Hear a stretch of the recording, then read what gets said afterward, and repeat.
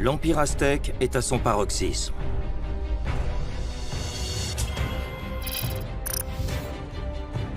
Né dans le nord du Mexique, il a conquis en moins de 200 ans une grande partie de l'Amérique centrale.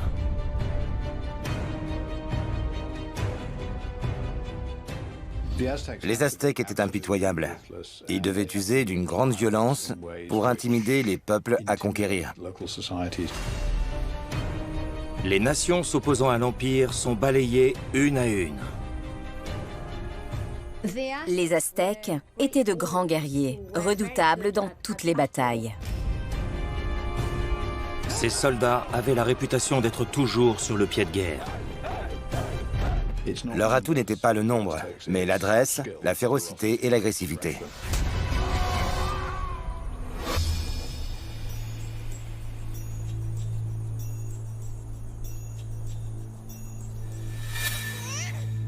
Ils sont nés pour combattre. Le bébé de sexe masculin est très tôt considéré comme un guerrier. On lui offre un bouclier et des armes miniatures. Et pendant toute son enfance, on ne lui parle que du jour où il sera soldat. Dès la naissance, un guerrier s'empare du cordon ombilical du bébé et part l'enterrer sur un champ de bataille encore ensanglanté. Cet acte symbolise le fait que l'on espère que ce bébé deviendra un jour un grand guerrier défendant l'Empire.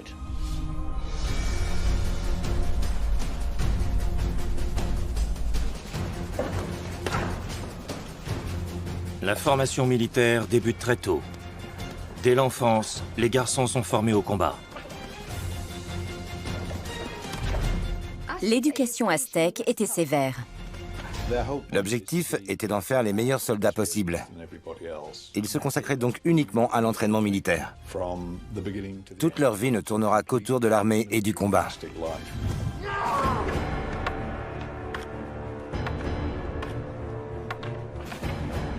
La formation des novices est assurée par des vétérans.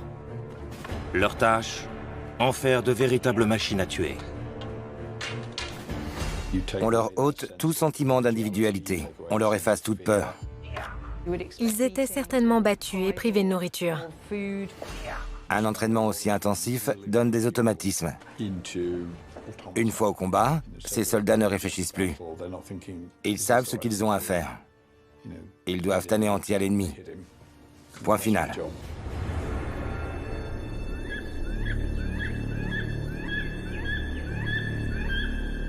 Les Aztèques ont une façon particulière de combattre. Ils emploient une stratégie singulière.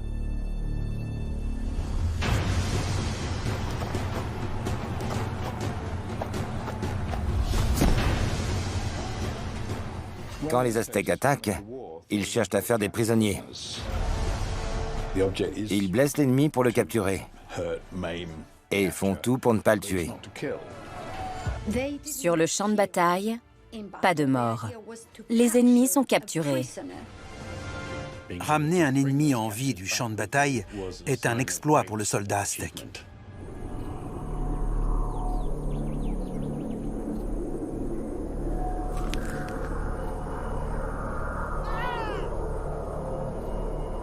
L'ennemi doit être brisé, mais vivant.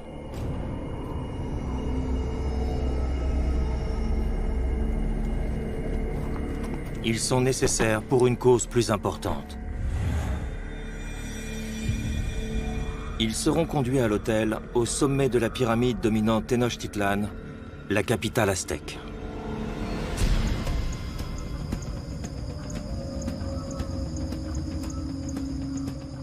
Les prisonniers gravissaient les marches de la pyramide. Ils étaient allongés sur la pierre sacrificielle. 4 prêtres leur maintenaient les bras et les jambes en arrière pour faire ressortir leur poitrine.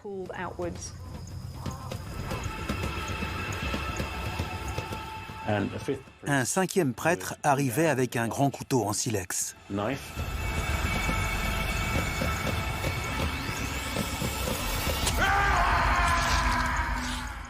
Il frappait le prisonnier au thorax et lui arrachait son cœur encore battant des entrailles.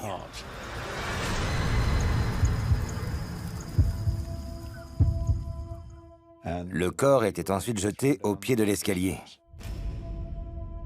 Et les sacrifices continuaient pendant des heures. De nombreux prisonniers y passaient. Ces sacrifices humains terrifient les autres nations et les poussent à se soumettre à l'Empire aztèque. La quantité de sacrifices humains était ahurissante.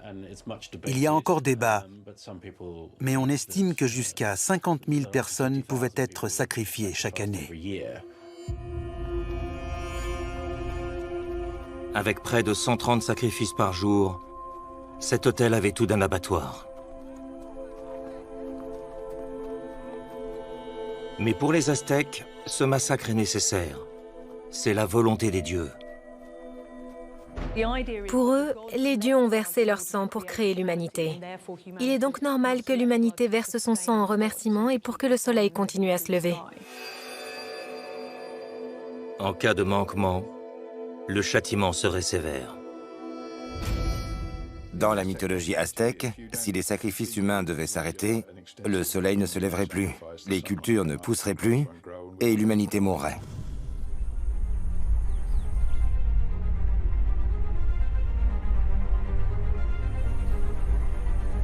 Que ce soit pour des raisons politiques ou spirituelles, ces sacrifices sont nécessaires pour les Aztèques. À tel point qu'une unité militaire spéciale est créée et spécialement entraînée pour capturer des ennemis par centaines. On appelle ces hommes les soldats du soleil ou les aigles.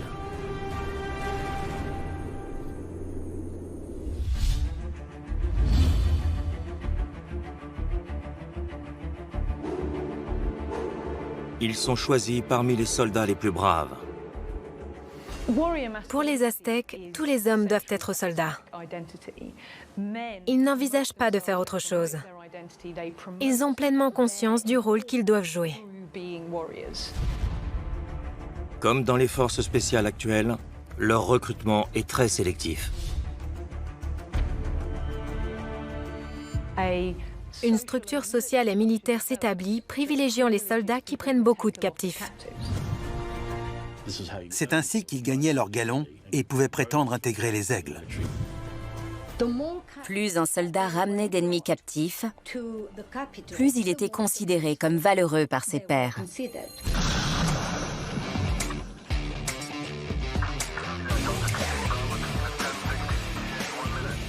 Les armées modernes ont elles aussi leur corps d'élite.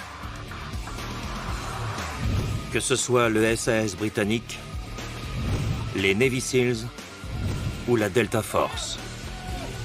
Leurs recrues sont entraînées à tuer, mais aussi à capturer l'ennemi vivant.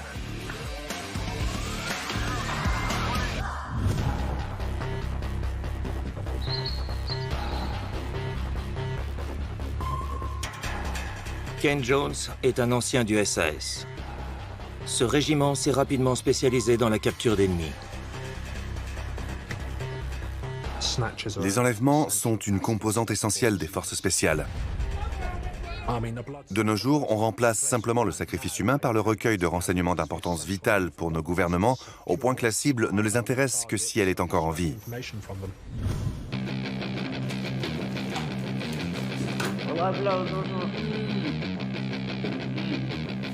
Et comme c'était le cas pour les aigles, les snatchers d'aujourd'hui ont besoin d'un degré élevé d'habileté et de courage. Pour réaliser un enlèvement, il faut à la fois de la fluidité et de l'agressivité. On sait dans les premières secondes de quelle façon la cible va réagir alors que vous essayez de prendre le contrôle. Si la situation traîne en longueur, c'est que vous avez mal fait votre boulot.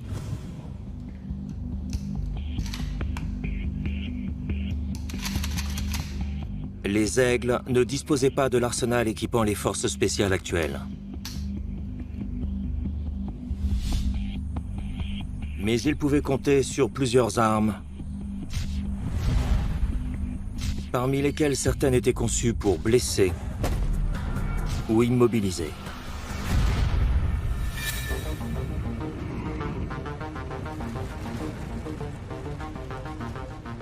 Ces armes ont toutes un point commun. Leur lame est faite d'une roche volcanique vitreuse que l'on trouve en abondance dans la vallée de Mexico. Son nom, l'obsidienne. L'obsidienne est plus résistante que l'acier et tolère mieux la compression, mais elle est cassante. On ne peut donc pas en faire un sabre. Les Aztèques ont donc eu une idée ingénieuse.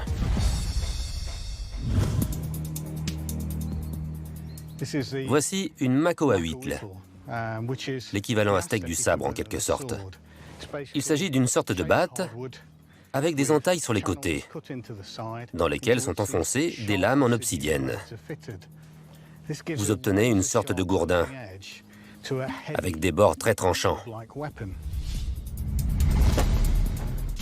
Un coup au crâne va d'abord arracher les chairs et déchirer les muscles. Un second enfonce le crâne et détruit le cerveau. C'est la mort quasi instantanée.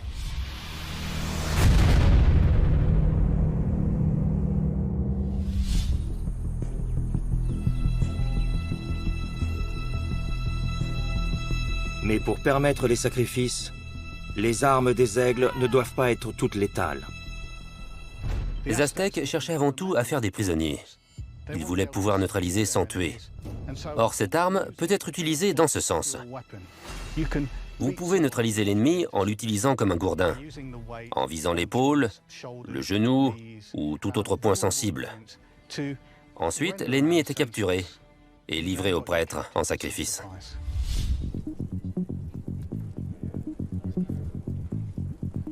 Les Aztèques utilisaient également l'obsidienne pour fabriquer des pointes de lance ou de flèches. Elles sont légères et très affûtées. Ces pointes ne servent à rien si elles ne sont pas associées à une arme. Les Aztèques employaient en l'occurrence un propulseur d'armes de jet assez primitif, appelé atlatl. Il s'agit d'une longue pièce de bois, faite de préférence à partir d'une branche pour que sa courbure tienne mieux en main. Et elle comporte une rainure pour recevoir la fléchette. Le reste est simple comme bonjour. En faisant le geste du lancer, l'atlatl double la force avec laquelle la fléchette est propulsée. C'est très efficace.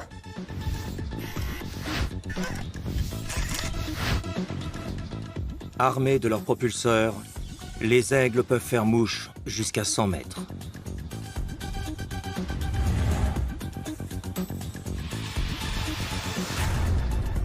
Si la fléchette atteint la gorge ou le thorax de l'ennemi, c'est la mort assurée.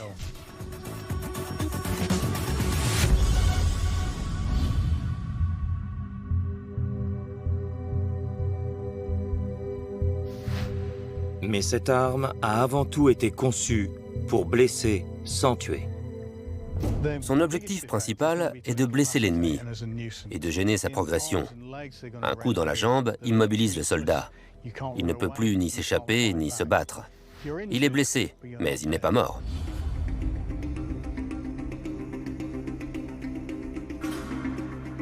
Une autre arme des aigles est munie d'une pointe en obsidienne. Leur redoutable lance. Les Aztèques utilisaient des morceaux d'obsidienne taillés à la fois très pointus et tranchants. Ils étaient placés au bout d'une longue perche, leur permettant d'avoir une grande allonge. Ils pouvaient frapper l'ennemi à certains endroits sensibles. Les coups sont très rapides et précis. Vous pouvez frapper à la gorge, au pelvis, aux aisselles également. Et pendant l'attaque, le soldat tenant la lance reste à bonne distance de l'ennemi. Cette lance est également l'outil idéal pour tenir en respect les prisonniers de guerre. Elle est très pratique pour faire avancer les soldats capturés. Elle peut par exemple permettre de les diriger. Et en cas de besoin, vous pouvez utiliser l'autre extrémité pour rappeler à l'ordre un individu récalcitrant.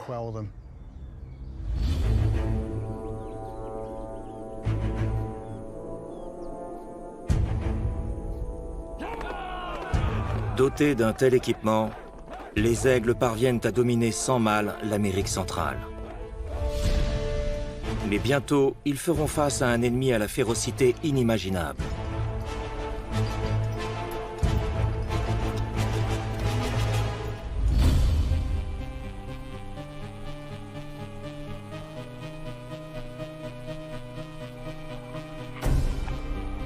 Tout commence par une série d'événements étranges à Tenochtitlan, la capitale aztèque.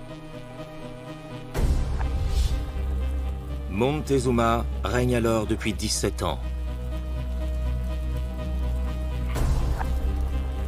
Il dirige un empire qui n'a jamais été aussi vaste et aussi puissant. Mais tout aussi puissant qu'il soit, l'homme est très inquiet.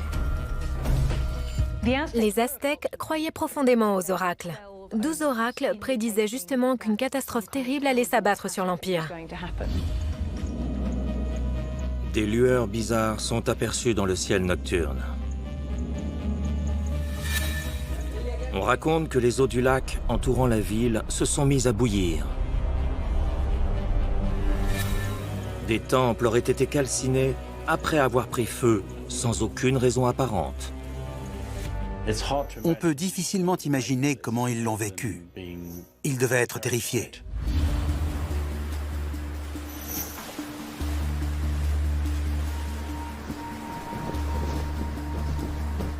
Montezuma reçoit alors d'un messager venu des limites de son empire un rapport étrange. Un mystérieux groupe de ce qui est décrit comme des châteaux flottants a été repéré approchant la côte est de l'empire. Des hommes étranges auraient débarqué.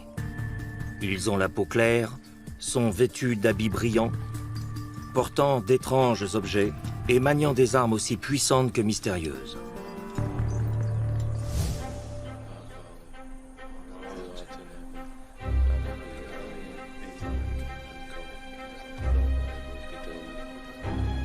Hernán Cortés et un petit groupe de conquistadors viennent de poser le pied en Amérique en ce vendredi saint de 1519. Ils comptent coloniser ces terres au nom de leur dieu et du roi d'Espagne et au passage faire fortune.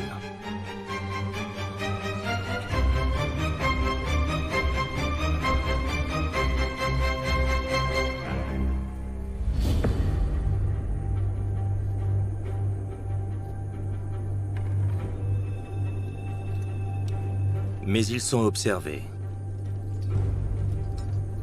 Des aigles les suivent discrètement et informent leur empereur de leur déplacement. Montezuma souhaite au plus vite découvrir qui sont ces hommes, ce qu'ils veulent, ce qu'ils possèdent et de quelle façon il doit les traiter.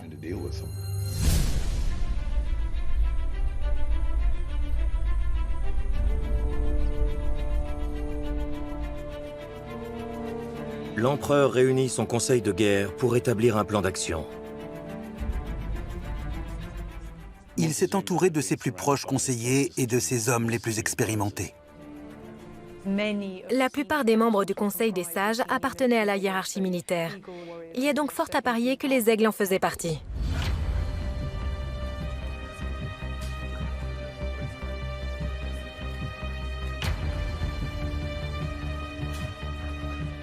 Le conseil de guerre analyse les étonnants dessins des intrus griffonnés par les messagers. Leur attention se porte essentiellement sur une arme étrange et terriblement puissante. Cette arme inconnue permet de tuer quelqu'un à longue distance. Elle fait beaucoup de bruit et émet de la fumée. C'est quelque chose de totalement inconnu pour les Aztèques. Et ce n'est pas la seule chose que les Aztèques voient pour la première fois. Ils observent des animaux qu'ils ne connaissent pas. Ils ont dû être totalement subjugués par les chevaux, ces immenses quadrupèdes. Les chiens de guerre des Espagnols étaient terrifiants. Ils n'avaient jamais vu de chevaux, ni de chiens dressés pour tuer. Le choc a été terrible pour eux. Ils devaient être impressionnés par une telle technologie. Ils ont dû se demander ce que c'était.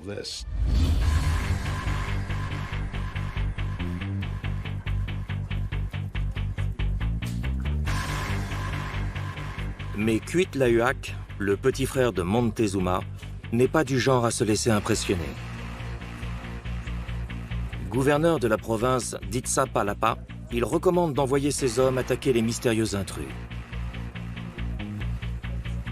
Certes, leurs armes sont puissantes, mais ils ne sont pas nombreux et ne feront pas le poids face aux aigles.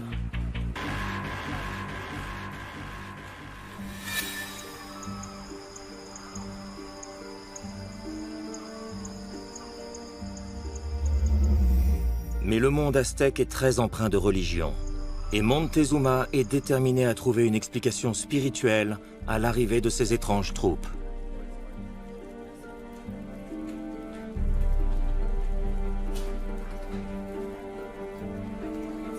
Un casque subtilisé par un éclaireur aztèque attire toute leur attention. Pour certains sages, il ressemblerait à la coiffe du dieu Huitzilopochtli. Je pense qu'au moment d'analyser la situation, Montezuma a choisi un angle religieux. Il a donc considéré que ces hommes devaient être des messagers des dieux. On raconte également que Montezuma aurait vu un lien avec Quetzalcoatl, un dieu à visage blanc qui se serait évanoui par-delà les mers, vers l'est. Une prophétie assure que si Quetzalcoatl revenait sur les terres aztèques en l'an 1 Roseau, il s'en prendrait au roi. Or, nous sommes en l'an 1 Roseau, et ces hommes à tête blanche sont bienvenus par l'est. Est-ce le retour de Quetzalcoatl? Cortés est-il ce dieu aztèque disparu? Que se passe-t-il? Pourquoi ces étranges soldats accostent sur mon territoire? Où cela va-t-il nous mener? Montezuma, commandant en chef de toutes les armées, décide que l'usage de la violence serait une mauvaise stratégie pour garder ses troupes à distance.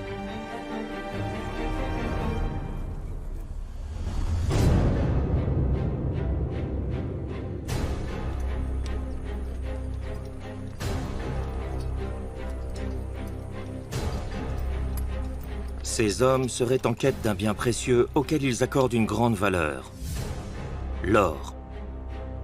Montezuma décide donc de les corrompre. L'empereur offre à Cortés de nombreux objets en or. C'est hélas une terrible erreur stratégique. Les Espagnols se sont dit, voilà qui est intéressant. On est sur la bonne voie, il nous en faut plus. Les conquistadors ont donc poursuivi leur route vers la capitale aztèque. Plus Montezuma leur offrait d'or, plus ils en demandaient. S'il est prêt à leur offrir ses présents, que garde-t-il en réserve? C'est ainsi que les Espagnols sont arrivés à Montezuma.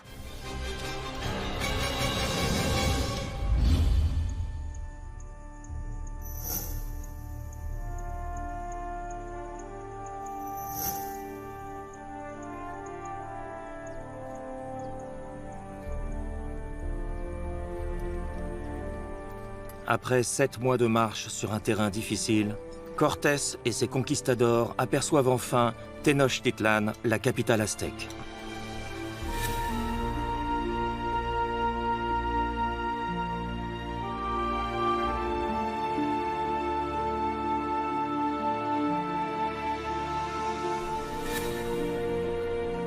Ils n'avaient jamais rien vu de tel. Ce n'est qu'en découvrant cette ville qu'ils ont pris la mesure du développement de la civilisation aztèque. Les conquistadors sont sidérés par la beauté de la ville lacustre de Tenochtitlan. Ils y voient de nombreux bâtiments, bâtis sur un lac et bordés de volcans aux cimes enneigées. Émerveillés, les Espagnols pénètrent dans la ville par l'une des chaussées la reliant à la rive du lac. C'est très probablement la plus grande ville qu'ils aient jamais vue, avec son quart de million d'habitants. C'est une ville bien plus étendue que Séville ou Grenade.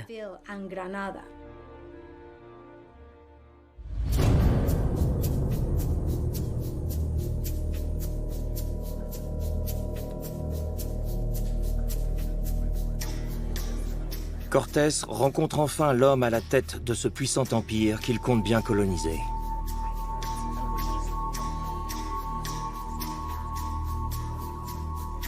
Selon les Espagnols, il y a eu un échange de cadeaux entre les deux leaders. Mais certains historiens doutent que Montezuma ait reçu Cortés comme un dieu ou comme l'ambassadeur d'un empire très puissant.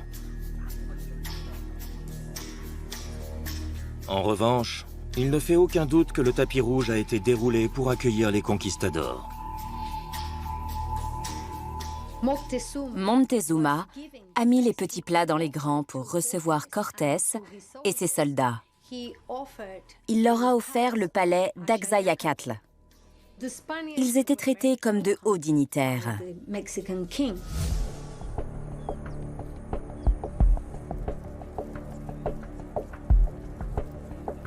Était-ce par hasard ou par dessein? Mais il s'avère que les Espagnols sont logés à un endroit où Montezuma peut les avoir à l'œil. Leur palais se situe tout près du quartier général des Aigles. Cortés était hébergé dans le palais d'un ancien empereur, tout près des casernements des Aigles. Il ne pouvait pas ignorer leur présence dans la mesure où ces soldats étaient l'une des figures emblématiques de cette société. Les Aigles sont pour ainsi dire nez à nez avec les conquistadors et ne laissent aucun doute sur la nature de leurs activités.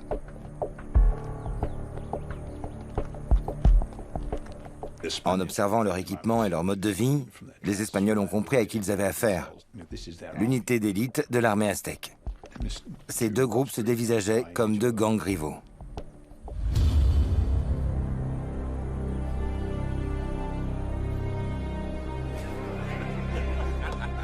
Les guerriers aztèques sont étonnés par le comportement de leurs homologues.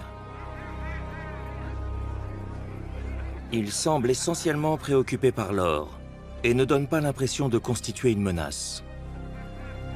D'autant que les Aigles sont largement plus nombreux et que les conquistadors sont cloîtrés dans leur quartier. Ce que les Aztèques n'ont alors pas encore saisi, c'est quel genre d'individus ils ont laissé entrer en ville. Il ne fait aucun doute que Cortés était un fin stratège et un guerrier hors pair. Il a très bien compris qu'il était dans une situation délicate, mais il a aussi réalisé l'ampleur des richesses auxquelles il aurait accès en jouant le jeu.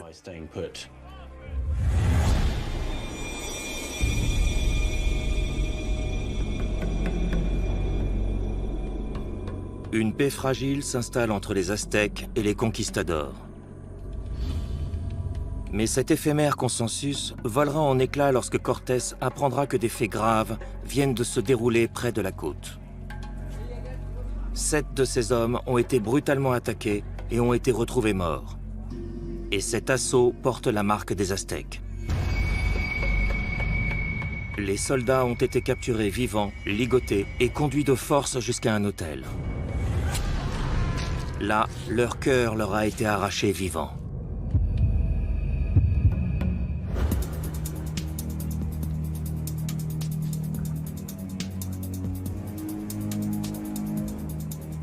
Les conquistadors sont atterrés par cette nouvelle. Ils réalisent les risques qu'ils encourent si les Aigles passaient à l'attaque. Mais la seule chose qu'ils ont en tête pour l'instant, c'est une expédition punitive. Tuer au combat est une chose, assassiner en est une autre. Ce que les Aztèques ont fait relève de l'assassinat.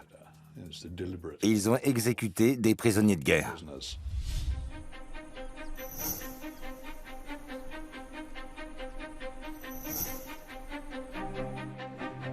Mais Cortés va opérer sa vengeance en fin stratège. Il envoie un détachement armé au palais impérial. En représailles, il compte capturer un ennemi, et pas n'importe lequel. L'un des coups de maître de Cortés va être d'organiser la capture de Montezuma. Mais il a l'intelligence de présenter les choses à l'empereur de manière très détournée. J'aurais préféré faire autrement, mais mes officiers tiennent à ce que ce crime ne reste pas impuni. C'est une façon de vous protéger de leur vengeance. On ne sait pas vraiment pourquoi Montezuma a choisi de se soumettre à Cortés. Mais il l'a fait. L'empereur aztèque se rend de son plein gré et est placé en détention sous la garde des conquistadors. On sait que Montezuma a accepté l'offre de Cortés sans y avoir été contraint. Ce qu'on ignore, c'est s'il l'a fait en étant poussé par la peur ou en parfaite collaboration avec Cortés.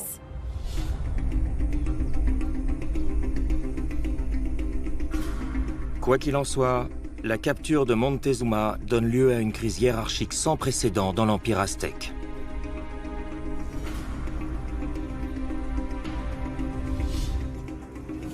Les généraux à la tête des aigles réfléchissent déjà à une réponse militaire à donner. Il est probable que parmi les généraux de l'armée aztèque, il y ait eu un mouvement de révolte. On imagine assez mal ces guerriers féroces accepter la tête baissée que les conquistadors dominent leur cité. Il ne fait aucun doute qu'ils ont réfléchi à une action à mener. L'homme qui va rassembler ces dissidents est le frère de Montezuma, Cuitlahuac, celui qui s'est opposé aux Espagnols dès leur arrivée. Mais jamais dans l'histoire aztèque, une décision prise par l'empereur n'a été remise en cause. Il était le chef des armées, l'homme au sommet de cet immense empire. Il avait un statut de demi-dieu et personne n'aurait osé aller à l'encontre d'une décision qu'il aurait prise, quelle que soit la nature de cette décision.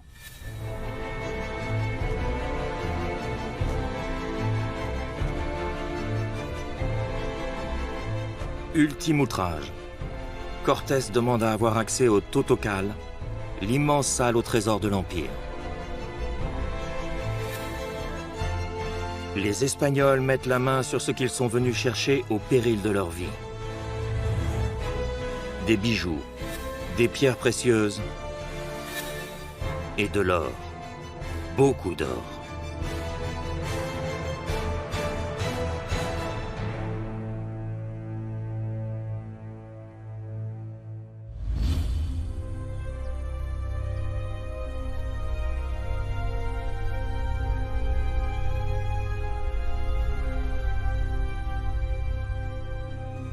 Cortés contrôle désormais la ville avec le consentement de Montezuma.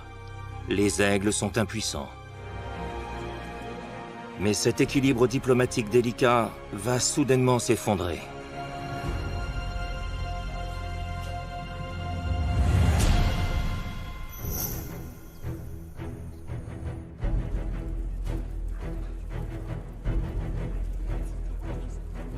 De retour d'une mission sur la côte, Cortés découvre Tenochtitlan en pleine révolte.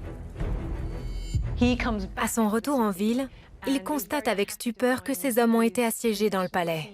Les vivres leur ont été coupés. Un fragile équilibre régnait encore lorsque Cortés est parti.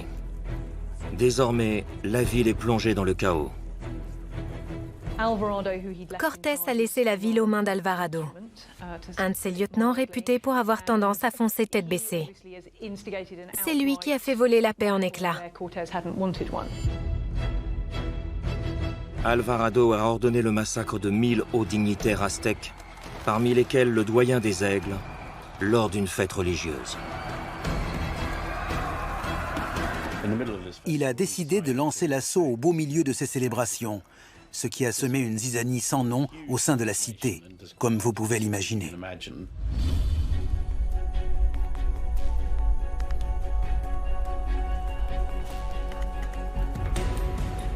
Pour les généraux et les aigles, cette fois, c'en est trop. Ils décident qu'il est temps de contre-attaquer. Il est décidé en haut lieu d'abandonner Montezuma à sa cause. Son autorité ayant été bafouée, il n'est plus reconnu comme le représentant des dieux. Ils font le choix de le destituer en tant qu'empereur. Il est destitué et remplacé de son vivant. C'est une première pour les Aztèques. Les aigles savent qu'un seul homme est capable de reprendre le trône, un guerrier héroïque, Cuitlahuac.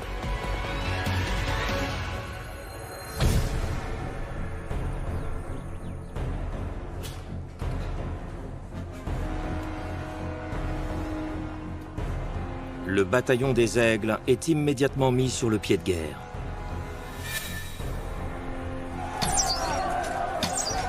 Les Espagnols sont assiégés, encerclés dans leur palais idéalement situé en plein cœur de la ville. Les conquistadors sont pris au piège. Les vivres viennent très rapidement à leur manquer. Il ne fait aucun doute que les Espagnols assiégés craignaient en permanence pour leur vie. Ils savaient qu'ils avaient face à eux une redoutable machine de guerre très bien rodée.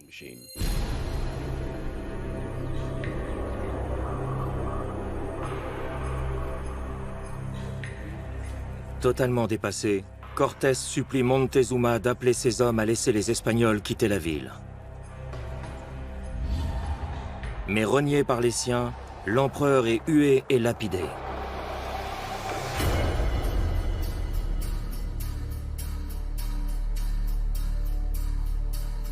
Il est mortellement blessé. Cortés doit désormais faire un choix difficile. Soit il combat contre un ennemi supérieur en nombre, soit il se rend. Et il en connaît les conséquences. Les conquistadors dormaient avec leur armure, chevaux sellés, prêts à prendre la fuite. Ils savaient qu'ils étaient dans une situation particulièrement périlleuse.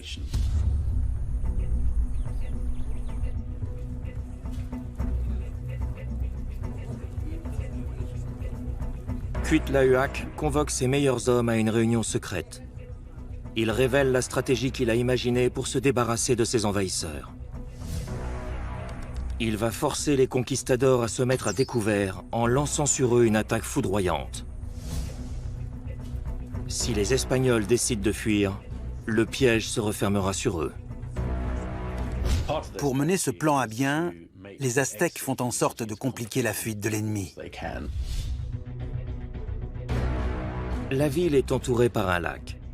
La seule façon d'en sortir est d'emprunter l'une des chaussées reliant Tenochtitlan à la rive.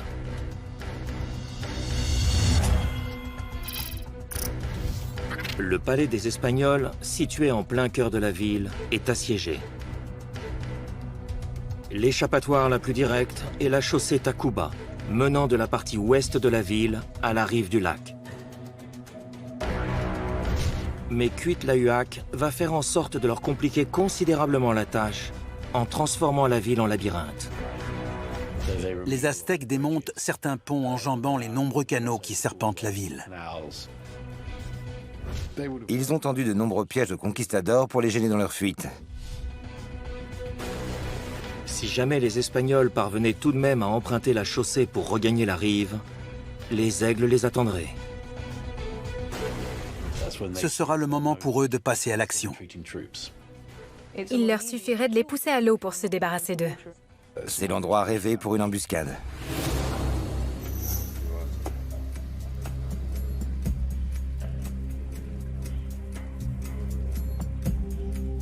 Dans le palais occupé par les Espagnols, la situation devient désespérée. Cortés tente de repérer une échappatoire en escaladant le palais. Ce qu'il voit l'interpelle. Il constate que des ponts ont été démolis, démontés ou rendus impraticables. Pire, les conquistadors sont désormais à court d'eau, de nourriture et de poudre à canon. Ils n'ont que deux choix. Soit ils tentent une sortie en se jetant dans les griffes des aigles, soit ils restent en se laissant mourir de faim. Ils décident de s'enfuir.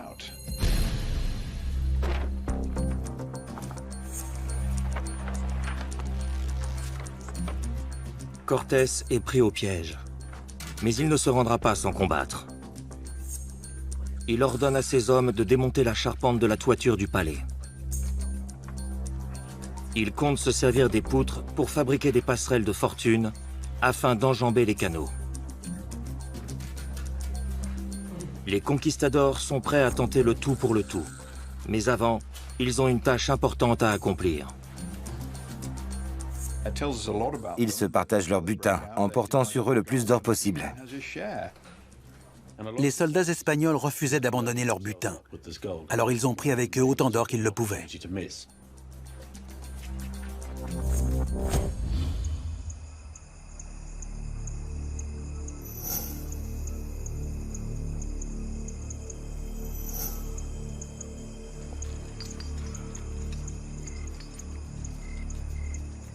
Il est minuit. les conquistadors quittent leur palais.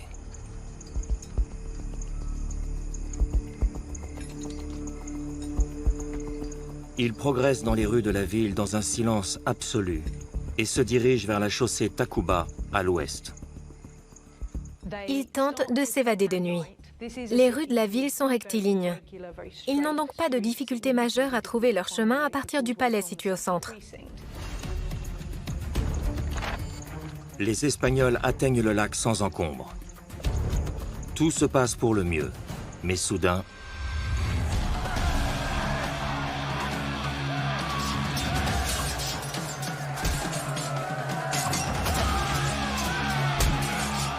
les Aztèques étaient décidés à tuer autant de soldats espagnols que possible. les aigles laissent l'ennemi s'engager sur la chaussée, puis détruisent le pont qu'ils viennent d'emprunter. Le piège se referme. L'avantage tactique des aigles est flagrant. Les conquistadors sont encerclés et ne peuvent plus battre en retraite ni s'échapper. Les aigles sont des soldats aguerris. Ils utilisent des armes redoutables, infligeant de terribles blessures. Face à une force aussi supérieure en nombre, les armures des Espagnols ne servent à rien.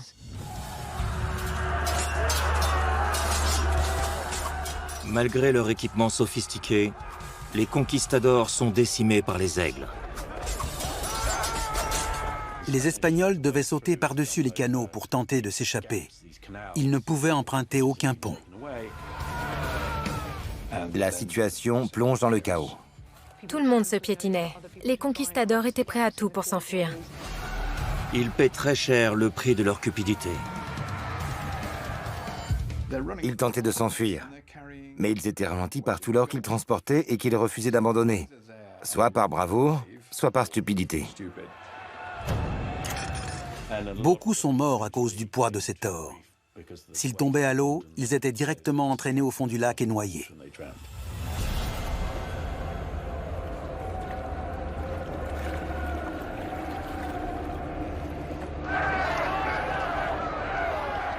Cortés et quelques-uns de ses hommes parviennent à fuir. Mais beaucoup d'Espagnols n'auront pas cette chance. Ils vont connaître le sort que les Aztèques réservent à leurs prisonniers. Les conquistadors ne se sont pas rendus.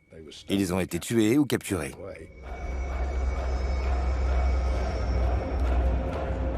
Après des mois d'occupation et d'humiliation, les Aztèques ont inversé la situation.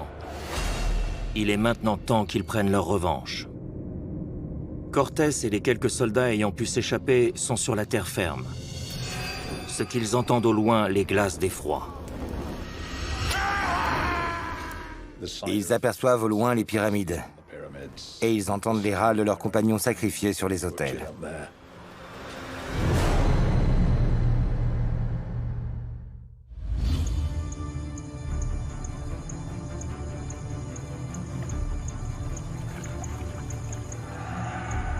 Les aigles ont terrassé la majeure partie de l'armée de Cortés et récupéré la plupart du butin dérobé. On raconte qu'en regardant vers la ville, Cortés aurait pleuré. Les Espagnols appellent cette bataille la Noche Triste, la triste nuit. Pour les aigles, c'est une victoire sans précédent.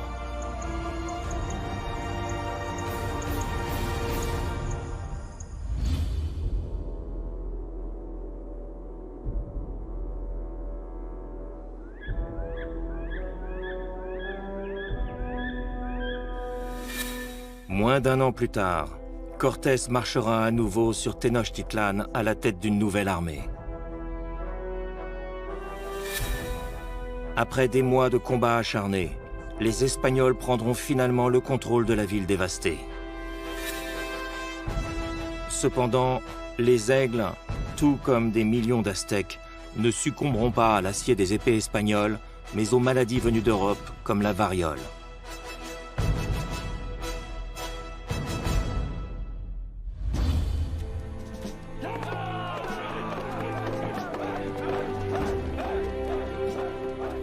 L'histoire oublie souvent de souligner la bravoure des guerriers aztèques face aux conquistadors. Pourtant, à l'occasion de la bataille de la Noche Triste, ils ont bel et bien réussi à faire reculer l'armée de l'une des plus puissantes nations au monde. C'est sans aucun doute l'une des pires défaites militaires de l'époque des conquêtes espagnoles. Il ne fait aucun doute que l'expulsion des Espagnols au cours de la Noche Triste constitue l'une des plus grandes victoires jamais remportées par les Aztèques.